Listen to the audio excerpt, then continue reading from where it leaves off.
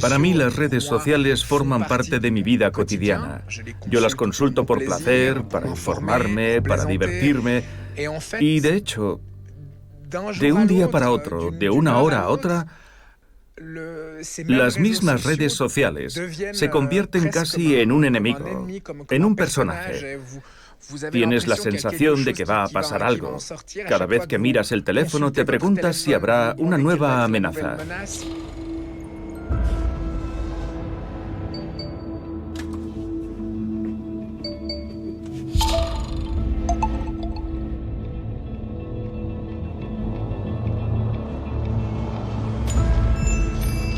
David Lemos es periodista deportivo en la radiotelevisión suiza. A nuestro colega le encanta la red social Twitter, a la que siempre está conectado. Pero en septiembre de 2019, su compañero digital le haría vivir un infierno. Todo empezó con un penalti en un partido de la Europa League a favor de un equipo suizo y los insultos racistas por parte de los seguidores del equipo rival. Ayer escuchamos claramente al capo de los ultras gritar 2 veces en su micrófono, ¡mono! Cuando escuché eso subí el jueves ese primer tuit en el que decía que la noche anterior se habían escuchado claramente insultos racistas en un estadio contra un jugador negro. No lo pensé mucho, la verdad, lo admito. Para mí era tan obvio, tan claro, que no me imaginaba en absoluto, francamente, que fuera a despertar, a provocar semejante respuesta. Vamos a decir en las redes que eres un periodista de mierda, lo pagarás. Te voy a mandar al hospital. Tus acusaciones te van a causar muchos problemas. Te voy a dejar en una silla de ruedas, jamás volverás a ser periodista. Presentaremos una denuncia y pediremos una gran indemnización. No vuelvas nunca a Portugal si aprecias tu vida. La oleada de odio tenía su origen en Portugal. En Instagram, un aficionado influyente hizo público el nombre del periodista a sus 200.000 seguidores. La jauría se había desatado. David Lemos era acosado por todas partes. Tienes la sensación de que nunca va a parar, porque es cada minuto. Sientes que toda la comunidad de aficionados ha decidido convertirte en su víctima. Es su acontecimiento del día. El partido ha terminado. Mañana o pasado mañana surgirá otro tema. Pero hoy, el tema que comparten todos esos seguidores eres tú y el atacarte.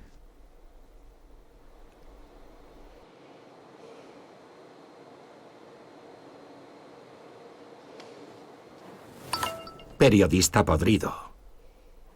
Nos ocuparemos de ti, hijo de puta. En esos momentos tienes la sensación de que esas personas saben que se están aprovechando del efecto rebaño. Piensan, estamos juntos, somos centenares atacando al mismo tiempo y yo puedo esconderme ahí en el medio. De hecho, no quiero hacerme notar.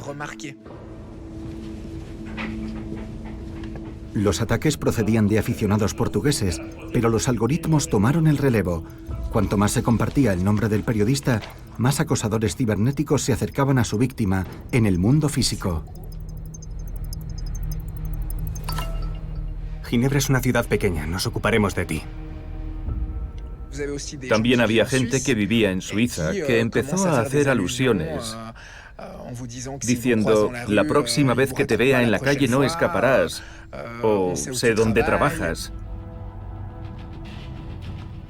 Y no puedes evitar tener miedo, o no puedes evitar mirar hacia atrás o a los ojos de las personas que vienen en tu dirección intentando percibir alguna amenaza o de repente a alguien que empieza a mirarte mal.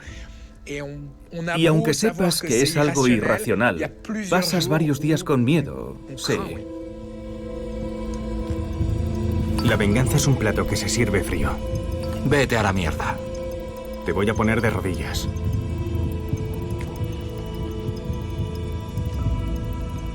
El linchamiento público duró 10 días. David Lemos bloqueó alrededor de 1000 cuentas para protegerse.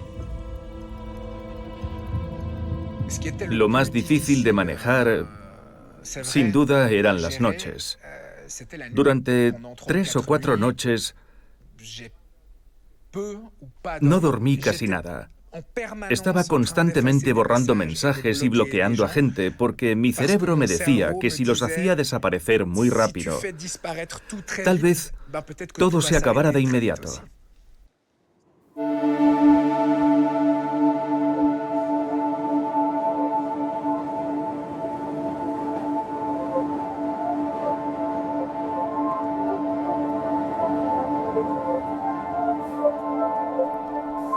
También Jan Seppi adora Twitter a su pequeña escala. Como mucha gente, utiliza la red social para compartir sus ideas, debatir y, sobre todo, luchar por un mundo mejor.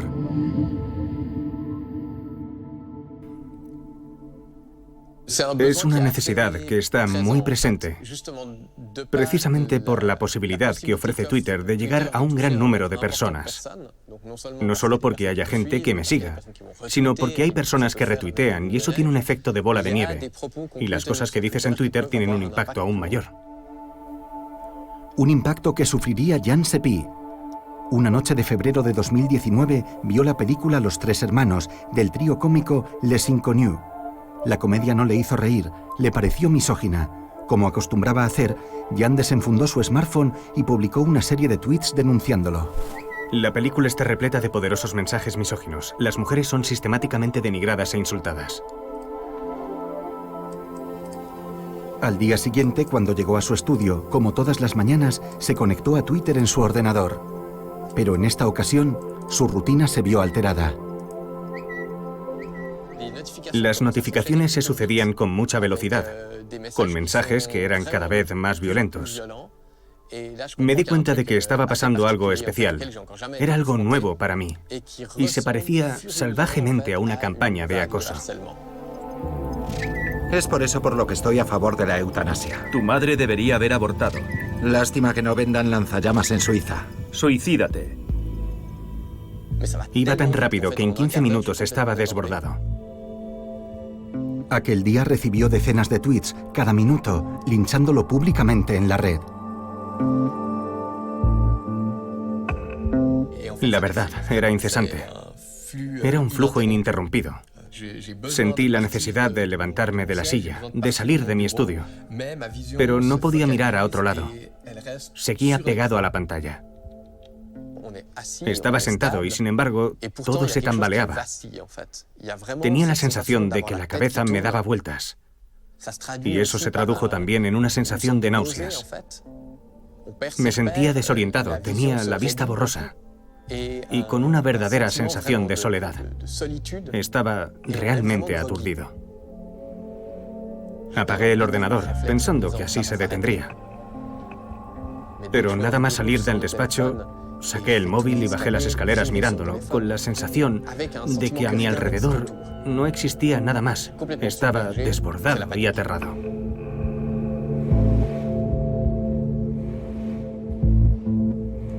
Las redes sociales juzgan y ajustician sin piedad. Cada clic es una puñalada. Muchas de las personas que participan en esos ataques no son conscientes del daño que hacen y existe un poco el fenómeno de impunidad o del distanciamiento que produce la pantalla, que hace que parezca que no es del todo real. Incluso crea una conexión entre nuestro funcionamiento psicológico humano. Es decir, que cuando hablamos con alguien a través de una pantalla, no estamos forzosamente hablando con un robot. Jan Seppi fue humillado en la plaza pública de Twitter delante de 330 millones de usuarios. Un mundo no tan de color de rosa para el joven, que tomó la decisión de hacer privada su cuenta para protegerse. Se trataba realmente de una pérdida de control de un espacio que pensaba que controlaba, de un lenguaje que pensaba que también dominaba, de un combate que normalmente ganaba. Cuando publicaba tweets feministas, siempre tenía respuestas positivas. Y sin embargo, de repente, había una montaña de comentarios negativos.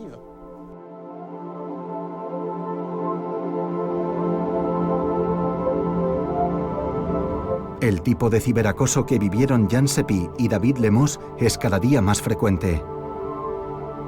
Hace 2 años comenzaron a llegar a la consulta de esta psicóloga de urgencias los primeros pacientes que acudían por traumas relacionados con el ciberacoso.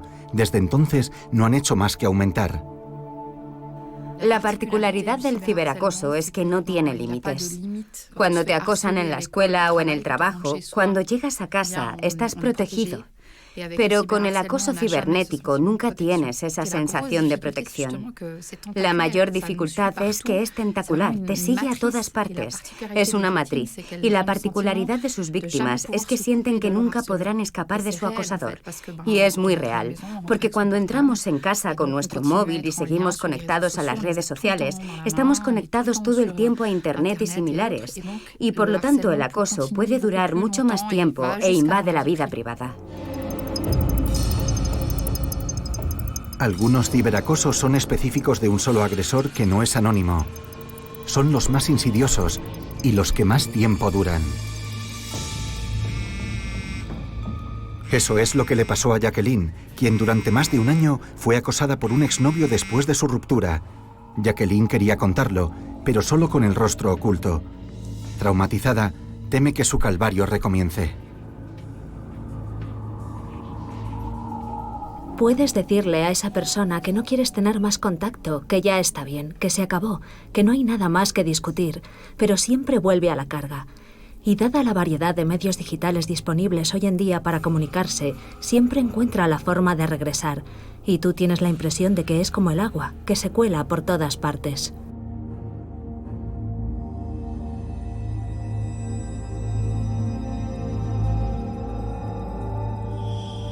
Redes sociales, correo electrónico, SMS, su acosador usaba identidades falsas para acosarla.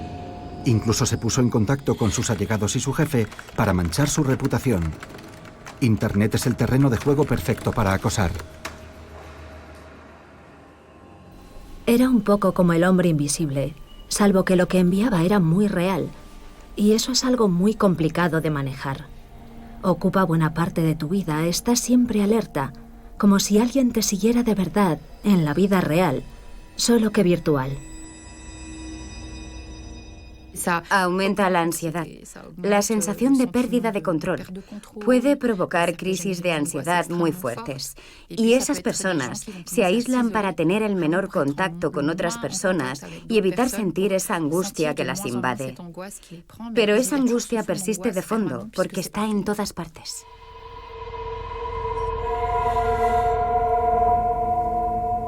Te coloca en una situación estresante. Yo empecé a tener estrés postraumático, comenzaba a temblar, tenía frío. La multitud de ataques que estaba sufriendo empezaron a minar mi equilibrio. A veces casi habría preferido que él se atreviera a dar la cara. Siempre habría podido, no sé, gritar o... Así, puedes gritar todo lo que quieras, pero nadie te escucha.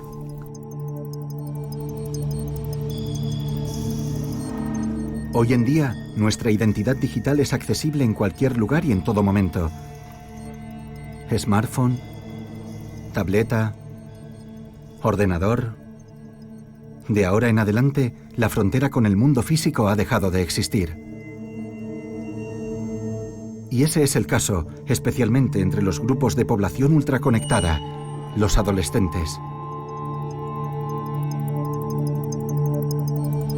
Odio esta situación. Dios sabe por lo que he pasado. Dios sabe que supliqué y lloré. Dios sabe que amé. Dios sabe que mentí. Dios sabe que perdí. Dios sabe que lo intenté.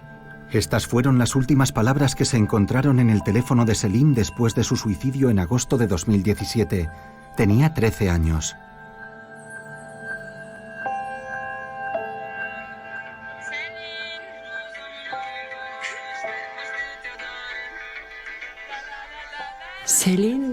Céline era la alegría de vivir encarnada. Amaba la vida y tenía un gran sentido del humor. Se la reconocía por su risa contagiosa. Poseía un fuerte sentido de la justicia.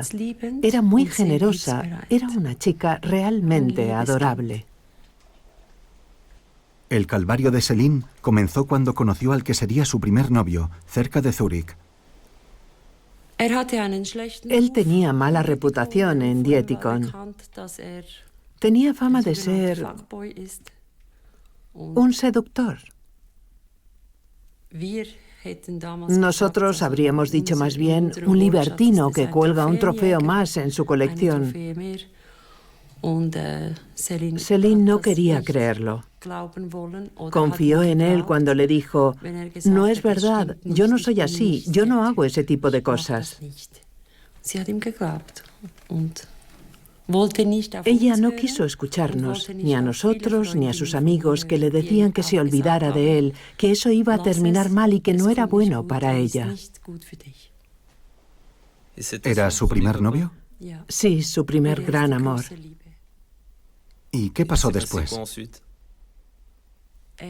Él le exigió fotos que recibió. Quería imágenes cada vez más atrevidas. Un caso de sexteo. Un fenómeno recurrente entre los jóvenes suizos. Según un estudio de la Universidad de Zúrich, más de un tercio de ellos ya lo han experimentado. Esa foto es un selfie de ella sentada en su cama, tomado desde arriba. Se ve su sujetador, pero no era una foto erótica, ni un desnudo. Nada de ese tipo. Pero en las redes sociales, donde una imagen puede estar a la vista de todos con solo unos pocos clics, el impacto es enorme. Hay que entender cuál es la importancia de la imagen. Una imagen representa a una persona por encima de todo, y muchas veces tenemos tendencia a considerarla solo como un contenido digital que deshumanizamos, cuando deberíamos hacer lo contrario, rehumanizarla. Por ejemplo, cuando vemos a una persona en una situación íntima.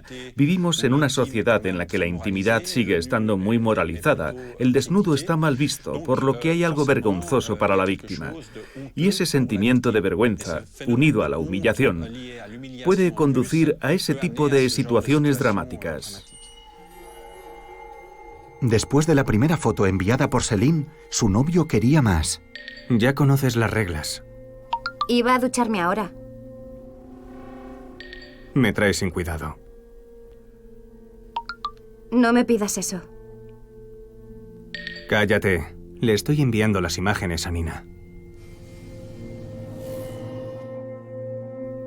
Le envió esta foto a su exnovia, que la publicó en Snapchat. La imagen fue vista unas 500 veces antes de ser borrada, pero el daño ya estaba hecho.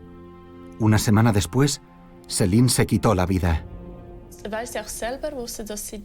Como no era de ese tipo de chicas, para ella fue terrorífico. Tuvo que ser algo como: Dios mío. Para ella fue un shock precisamente porque no publicaba ese tipo de fotos seductoras. La chica que compartió la foto en las redes sociales fue ella. Nina, una Barbie omnipresente en la web. Llevaba varios meses acosando a Céline. Hace mucho que quiero darte una paliza. Te voy a partir el cuello. Puedo matarte cuando quiera, así que ten cuidado. Ahora tu vida está jodida, te voy a machacar. Ese ciberacoso duraría aproximadamente 6 meses, hasta la muerte de Céline. Sus padres descubrieron los mensajes poco después de su suicidio. Recuerdo una frase muy significativa y que explica que se hiciera público este caso para llamar la atención sobre el ciberacoso. La frase decía: te destruiré en 2 clics. Y nunca volverás a caminar con la cabeza alta. En 2019, el novio de Céline y su ex fueron condenados a unos días de trabajos comunitarios por el Tribunal de Menores, por amenazas, injurias y coacción. Pero no establecía ninguna relación con la muerte de Céline. Cuando le preguntamos a Nina que por qué había hecho que Céline sufriera todo eso, dijo que en esa época ella se sentía bien cuando los demás se sentían mal y que siempre estaba buscando carnaza, que buscaba el conflicto, la gresca. Esas fueron sus propias palabras. Aún así, ella subió un vídeo de odio y amenazador en el que pronunciaba el nombre de mi hija para amenazar a otra chica. Primero, putita, te encontraremos, te encontraremos. Segundo, vas a morir como Céline. Nina envió este vídeo pocos meses después de la muerte de Céline. La chica objeto de sus amenazas presentó una denuncia ante la policía, pero no prosperaría por un vicio de forma. Los padres de Céline lamentan que la ley en Suiza no le dé más importancia al delito de ciberacoso. Creemos que el acoso cibernético debería ser un delito penal y que estos delitos no deberían calificarse como amenaza, injuria o como en nuestro caso intento de amenaza, injuria, coacción y daños al honor.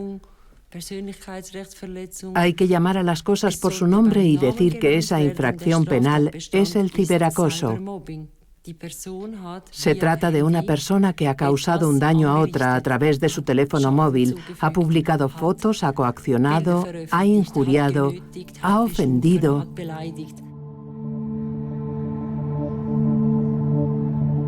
La familia Fistech recurrió ante el tribunal porque consideraba que el castigo al exnovio de Céline había sido demasiado leve. Pero de nuevo, solo fue condenado a unos pocos días de trabajos comunitarios.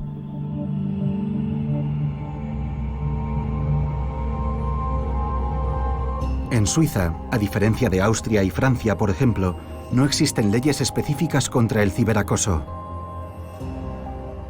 No existe una definición para el acoso cibernético. Son una multitud de posibles infracciones que se encuentran dispersas en el Código Penal. No existe una infracción penal que se denomine acoso.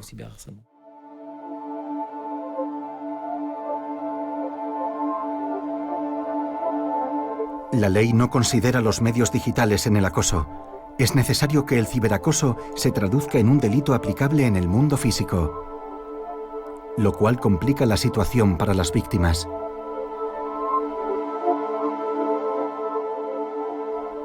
Jacqueline le consultó a un abogado, que la disuadió de presentar una denuncia contra su ex. Yo tenía motivos más que suficientes, pero eso es lo que él quería. Quería que yo le denunciara y que entráramos en una batalla procesal. Y los procesos son largos y él no se iba a rendir. Y la otra razón fue la vergüenza. Porque cuando eres la víctima sientes vergüenza. Es una tontería, pero así es. Y yo tenía miedo porque me había costado meses librarme de él. Así que pensé que si testificaba, él se enfurecería, todo volvería a empezar y no estaba preparada para revivirlo porque destrozó mi vida.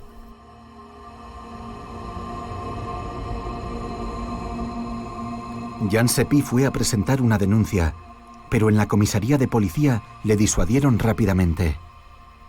Les expliqué que quería presentar una denuncia por acoso en la plataforma de Twitter. Les expliqué que había individuos que podía identificar, que eran quienes lo habían hecho, que eran personas que vivían y trabajaban en la región. Yo tenía sus nombres y mucha información sobre ellos, y el policía me respondió que no merecía la pena, que de todas formas no había ninguna posibilidad de que el fiscal se interesara por el asunto. Lo siento, las redes sociales no son buenas, son peligrosas, pero no es la vida real. En fin, ese tipo de discurso. Y después, muchas gracias, adiós. Y yo regresé a casa constatando la impotencia del Estado para proteger a sus ciudadanos de ese tipo de intervenciones y de acoso.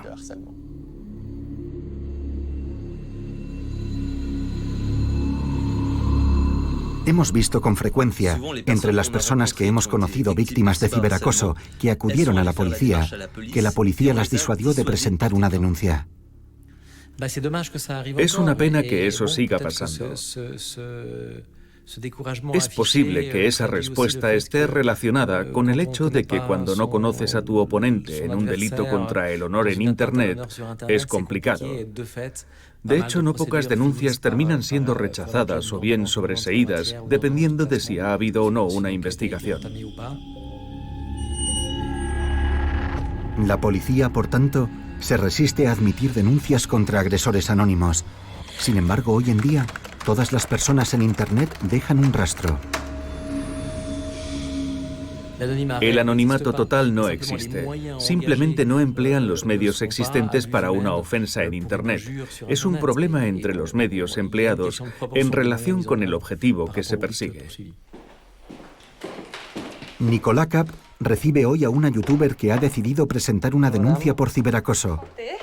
La Carology, 280.000 seguidores en su canal de YouTube.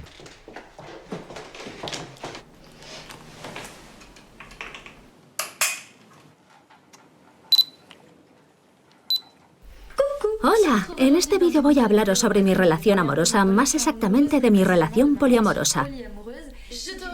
Os voy a hablar del clítoris. Un hombre que no se depila no recibe los mismos comentarios que una mujer. Si queréis dejar vuestro testimonio, hacedlo en los comentarios. Siempre con amabilidad y respeto. A sus 23 años, es la youtuber francófona más seguida actualmente. Entre los muchos temas que trata, la sexualidad y el feminismo son los dos temas que más reacciones provocan. Es verdad que cuando hablé de eso agité un poco a las masas, porque de hecho yo empecé muy pronto. Era una joven de 18 o 19 años que hablaba abiertamente de temas como la masturbación, el clítoris, la libido, ese tipo de cosas. Y creo que a algunas personas les sorprende un poco oírme hablar de eso. Y esas personas no se privan de decirlo, publicando mensajes insultantes y de odio. Pero si esta joven ha venido en busca de asesoramiento legal por primera vez a este bufete, es porque los mensajes son cada vez más violentos. Personalmente nunca he sentido la necesidad de denunciar a nadie por este tipo de cosas, sencillamente porque recibo tantas que tendría que pasarme la vida en la comisaría. Pero eso es muy desagradable, ¿no? Es impactante. Sí. Pasar tu tiempo leyendo cosas así. Pero lo que me ha hecho dudar es, por ejemplo, este tipo de mensajes. ¿Quiere que se los lea en voz alta? Sí. Me la has puesto dura. La foto en blanco y negro me dio unas ganas bestiales de follarte. Luego te vi maquillada como una putita y eso me remató. Solo quiero meterla entre tus labios y bien hasta el fondo de la garganta y comerte tu bonito par de...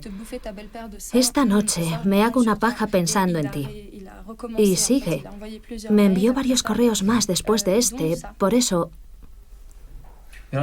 Esto es otro nivel. Aquí hay un delito de pornografía. Enviar a alguien imágenes de tipo pornográfico que no las desea, como esta, con el sexo erguido, es claramente un delito de pornografía. ¿Puedo denunciar esto? Sí.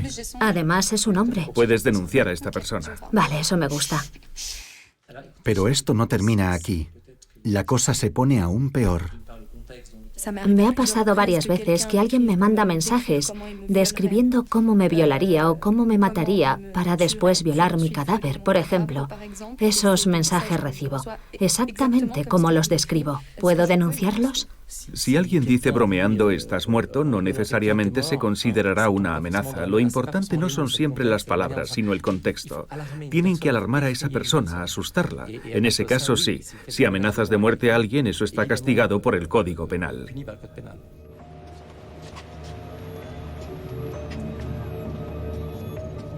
Muerte a las feministas. Periodistas, blogueros, youtubers... Tienes más pelo debajo de los brazos que yo. Es asqueroso. Son las profesiones más expuestas al linchamiento público en las redes sociales. Ninfómana. Pero en última instancia, ¿no es eso parte del juego cuando apareces públicamente en la web? Yo no espero que todos mis seguidores me adoren ni que estén de acuerdo conmigo. Soy consciente de eso. Pero hay una forma de decirlo y desde el momento en el que aparece la agresividad, las amenazas, el insulto y todo ese tipo de cosas, considero que ya no es solo una cuestión fáctica, sino que para mí existe la voluntad de hacer daño. Para cualquiera resulta muy difícil soportar insultos y amenazas con tanta frecuencia. Al final, acabas hundiéndote.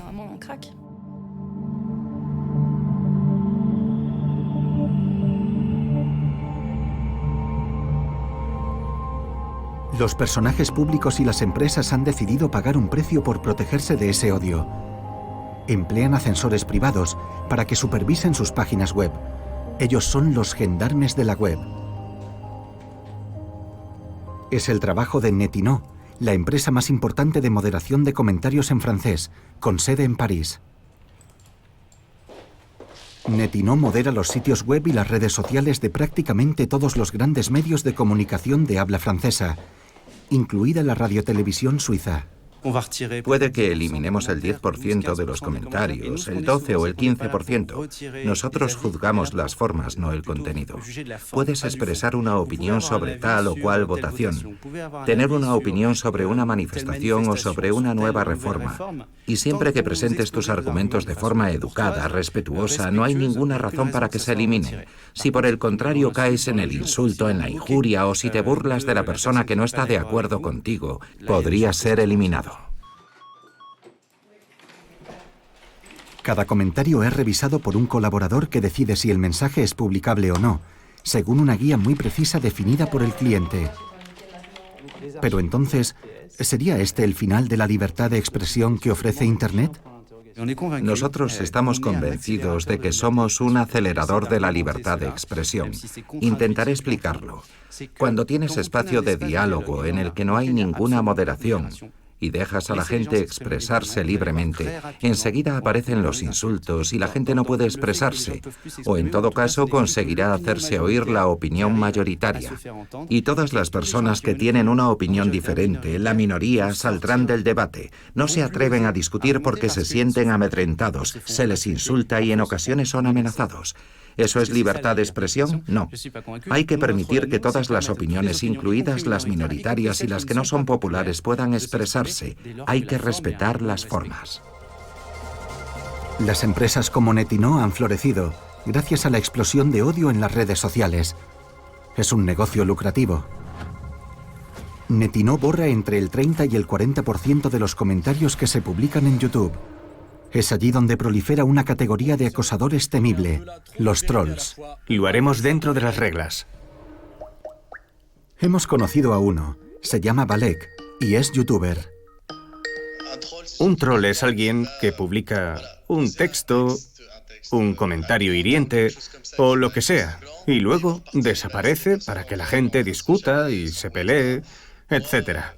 Lo mío sobre todo es la ironía, el humor, nada malo.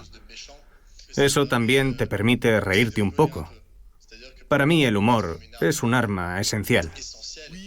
El objetivo del troll es sembrar cizaña para desacreditar las opiniones de sus víctimas. Aquí, Balek se enfrenta a la cantante Angèle y a sus letras feministas. Pienso que algunos camiones tendrían que quemar las prioridades. Repite los dogmas feministas actuales. Resumiendo, hombres no bien. Mi cuerpo, mi elección. Tu madre, una anchoa.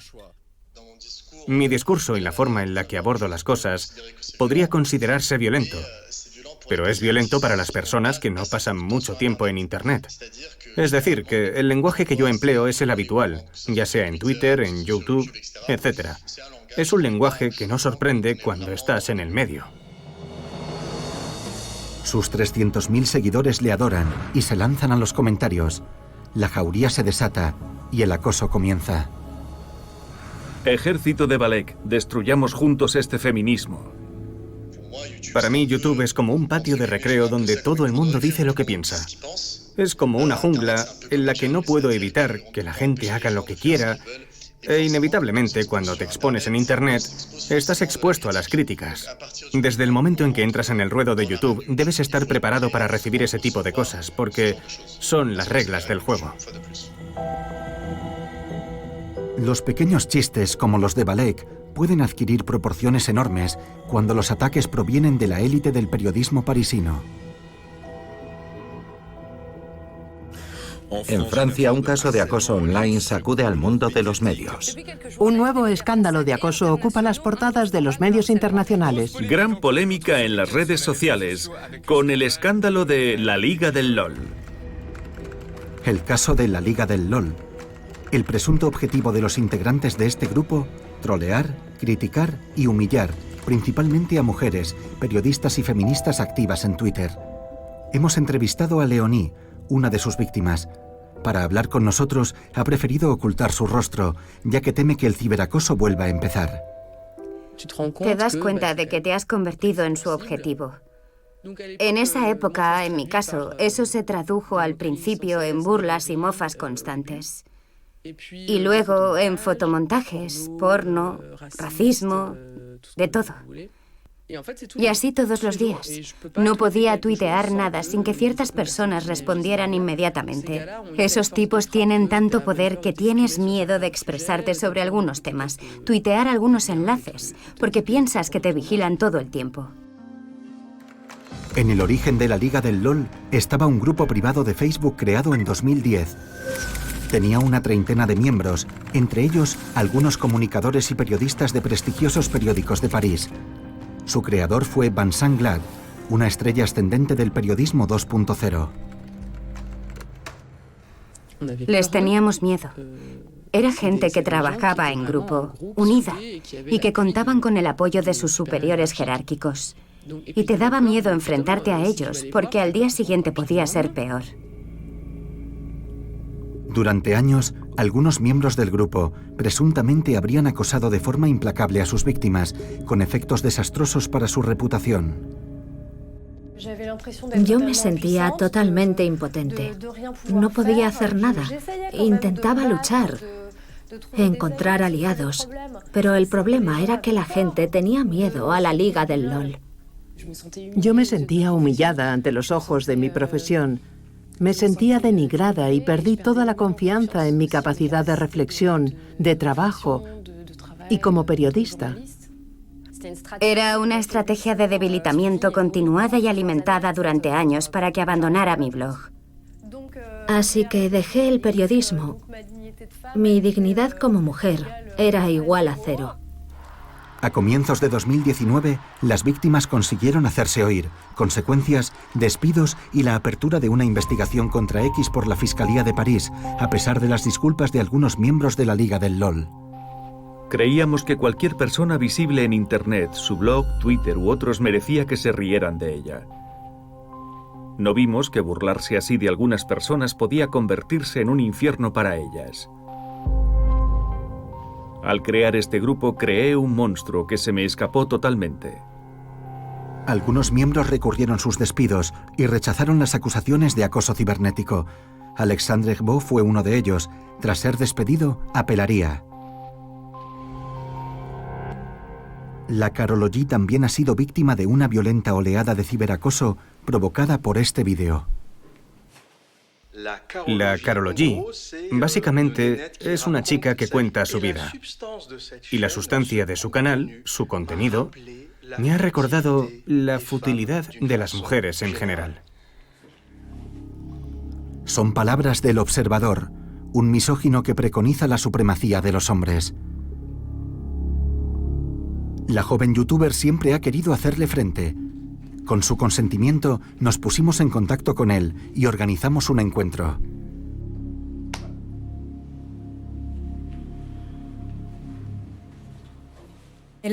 Ahora, cuando estoy a punto de hablar con él, tengo muy malos recuerdos.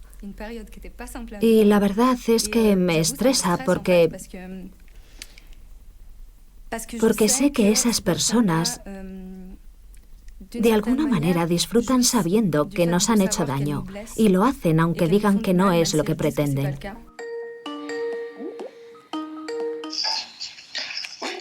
Hola. ¿No te muestras? No me puedo arriesgar. ¿Pero por qué? Porque tengo clientes y sería inconcebible, dada la línea que sigo, que me expusiera públicamente. Muy bien. ¿Cómo puedes hacer un razonamiento sólido, coherente, si solo has visto entre 15 y 20 segundos de cada uno de mis vídeos? Porque puedo adivinar el resto fácilmente oyendo algunas muestras. Las mujeres tienden a copiarse entre ellas. En los perfiles de Instagram, todas tienen la misma sonrisa, la misma pinta, la misma ropa, la misma actitud. Resumiendo, viste mis vídeos y pensaste, ella dice lo mismo que todas las demás, así que puedo criticarla, ¿es eso? Absolutamente, usé un poco. Es suficiente, Usé lo he entendido. tu personaje un poco como trampolín para presentar mis ideas. Si tú te lo has tomado como algo personal... ¿Hice mal tomándomelo de forma personal? ¿Que en el título aparezca mi seudónimo, mi imagen y mi nombre varias veces?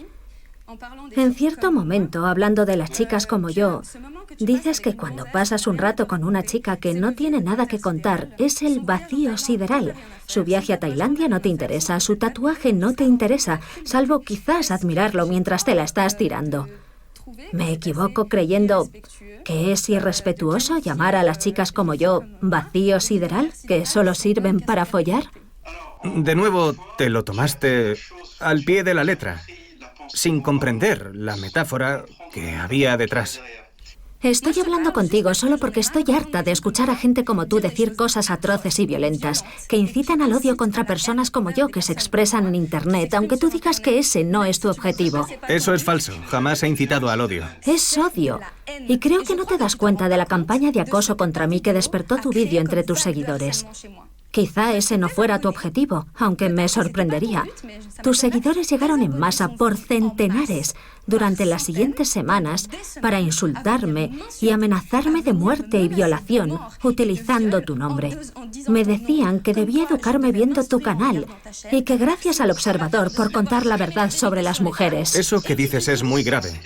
Yo no lo sabía. Y es algo que jamás incitaría a hacer. Si este es el caso, significa que puede que haya personas un poco frágiles que me escuchan, pero que no entienden el lado humorístico, el lado provocador, y que se toman las cosas al pie de la letra. Para mí tú eres un personaje, la Karol G, el personaje de YouTube, no la mujer joven de la vida real. Admito que si tuviera que volver a hacerlo, no lo haría de la misma manera.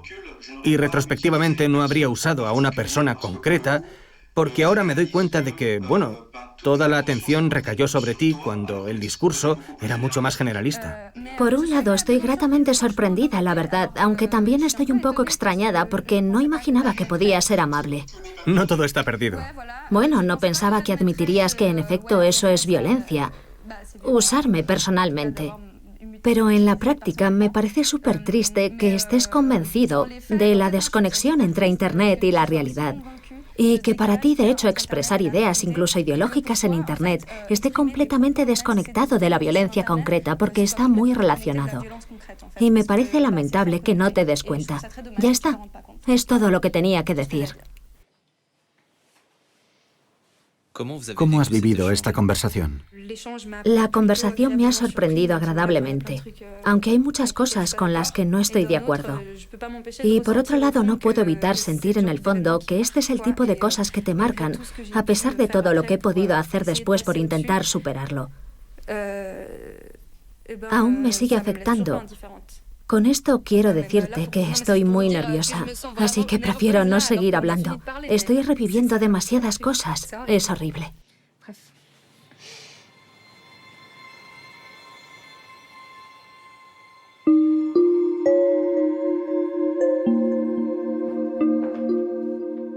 Yolanda Spies era la víctima perfecta. Guapa, inteligente, hiperconectada y, sobre todo, una política de izquierdas en el cantón de Zug. La Nochebuena de 2014 recibí las primeras amenazas de muerte. Y hasta hoy ha habido decenas de miles de insultos, amenazas, calumnias, etc. En diciembre de 2014, la expolítica se vio implicada en un escándalo sexual con un representante del Partido Popular Suizo. Yolanda acusó a su oponente de haberla violado después de una noche de copas. Finalmente, él sería exculpado por falta de pruebas, pero el caso provocó un gran revuelo en los medios y en el mundo de la política. Fue entonces cuando comenzó el ciberacoso. Los peores ataques de ciberacoso provenían del entorno de la UDC en Zug. Está claro. Evidentemente, después de eso se multiplicó y se extendió a toda Suiza. Incluso hoy, hasta el día de hoy, los ataques proceden principalmente de la derecha. Uno de ellos sabía muy bien cómo instigar a sus tropas. Hacía un comentario denigrante sobre mí, lanzaba a sus esbirros y luego desaparecía.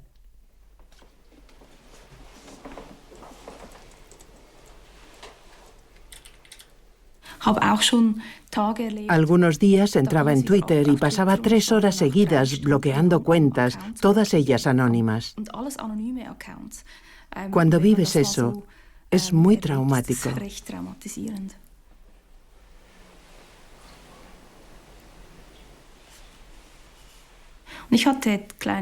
Entonces, yo tenía hijos pequeños. No fue fácil. Me deprimí. No podía trabajar. Estuve de baja por enfermedad 1 año. Llegué a pensar en el suicidio porque aquello parecía no tener fin. Afortunadamente tengo una muy buena base porque tengo una familia formidable que siempre me ha apoyado. Después de 1 año con depresión, Yolanda Spies abandonó la política para siempre, asqueada. Sus enemigos habían logrado su objetivo, pero Yolanda volvió a levantarse e inició un nuevo combate: identificar a sus acosadores y hacerles frente.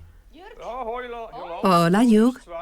Hola, ¿cómo estás? ¿Has pasado unas buenas vacaciones? Sí, ¿y tú? Sí, he pasado a saludarte. Acabo de bajar de Saas-Fee y te traigo unos bombones. Muchas gracias.